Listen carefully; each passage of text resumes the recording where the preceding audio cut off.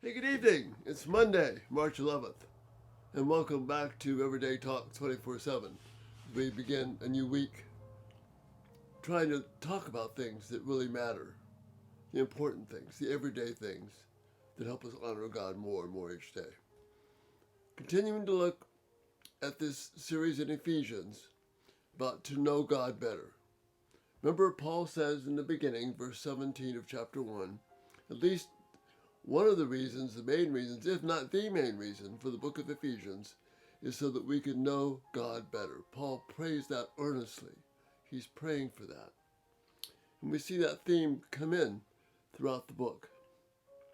Then in chapter 4, when he's talking about the church, what the church's job is, the saints are supposed to be at the end of verse 12, beginning of verse 13.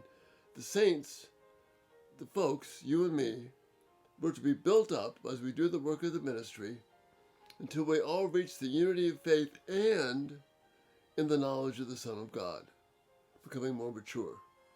Picking right back up from chapter 1, he wants us to know God more deeply, better. Well, we're doing these things, we're involved in all the things that we do, the work of the ministry, so that we can be more intimate, reach more of the knowledge of God. And then he says that we protect ourselves, and that's the thumbnail tonight. You see this lion protecting. Well, how do we protect those we love? One of the ways is to speak the truth in love. So Paul says that speaking the truth in love, we will grow and become in every aspect mature. We continue to grow as each part does its work. And then verses 14 to 17, 17 to 19, Paul talks about how the world, the Gentiles, live according to their desires, just doing what they want. And that turns into something ugly, as we saw. But in verse 20, he says, but you didn't come to know Christ that way. Again, back to this theme, he wants us to know Christ more deeply. We're protected as we know God more deeply. How do we do that?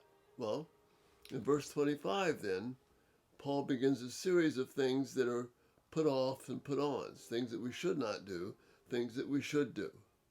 But the purpose here again is not so much to earn points or to make ourselves acceptable to God, but so that we will know Christ more deeply. So he says in verse 25, therefore, each of you must put off falsehood and speak truthfully to your neighbor, for we are all members of one body. Now this to your neighbor here throws us off a bit, because we thought thinking about the neighborhood or whatever. But in this case, neighbor is those who are close to you. Remember the context. He says, we're all members of one body. So neighbor in this sense is a fellow believer who has a right, who has a need to hear the truth from you, to speak well, because that's how we guard and protect. That's how we assume that posture of protection we see in this lion, in the thumbnail. So speaking truthfully is how we build up and protect those close to us. Now again, Paul is drawing on the Old Testament for this illustration. Remember in Romans 15 we read that the purpose of everything that was written down is for us so that we might grow and know God more deeply. Well, here, Paul is quoting from Zechariah chapter 8, verses 16 and 17. And the situation is very similar. The people in Zechariah's day are getting ready. They need to rebuild the wall in Jerusalem, and they've kind of slacked off their task. And Zechariah is urging them to do the work together, to rebuild the wall, to protect the city. It's been sitting kind of dormant for 20 years, and so he's challenging them to get back to work. And this is what he says. This is what the Lord tells them. These are the things that you're to do as you're rebuilding this wall. Again, God doesn't give them a course in construction right here. Rather, he says this. The things you're to do. Speak truth to one another, to each other. That's this only path of protection. They need to be together. Speak truth to one another. Render true and sound judgment to each other in your courts. In other words, deal honestly with integrity according to the truth, speaking the truth. Do not plot evil against each other. In other words, avoid scheming, avoid white lies, avoid partial truths, avoid trying to manipulate the situation so it gets what you want. And if you just shade the truth a little bit, it'll work out. No, God is saying don't do that. And do not love to swear falsely. In other words, we're representing God.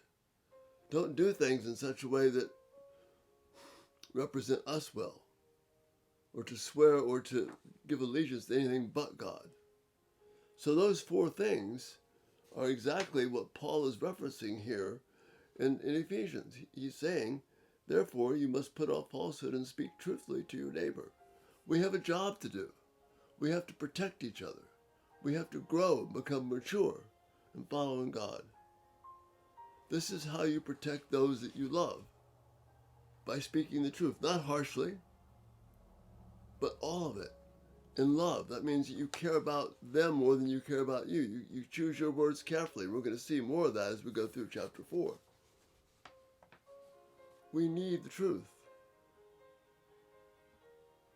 As members of one body, as Christians working together, we need to be truthful with each other. So if we're to grow, to be built up, and to protect one another, we must speak the truth in sacrificial love to each other with the purpose so that we can all come to know God more deeply. We're not talking about manipulation. We're not talking shading the truth.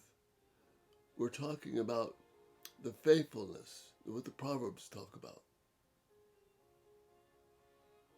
Beware of the kisses of an enemy, because they're profuse, but faithful are the wounds of a friend. Where we care for each other, where we represent Christ well,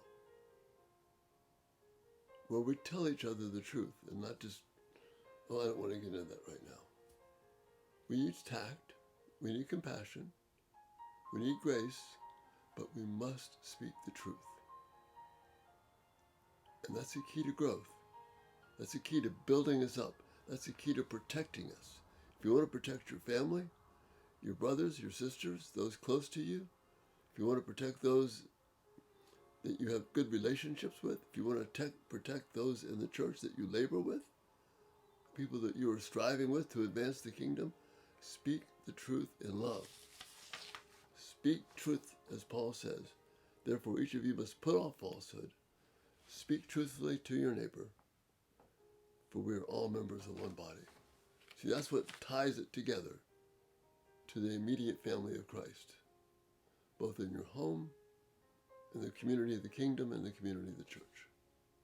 And that's the thought for this night. Again, love your thoughts and feedback.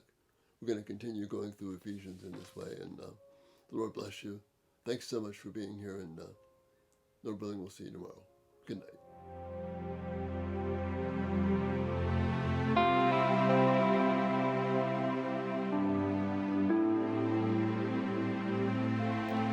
Thank you for watching.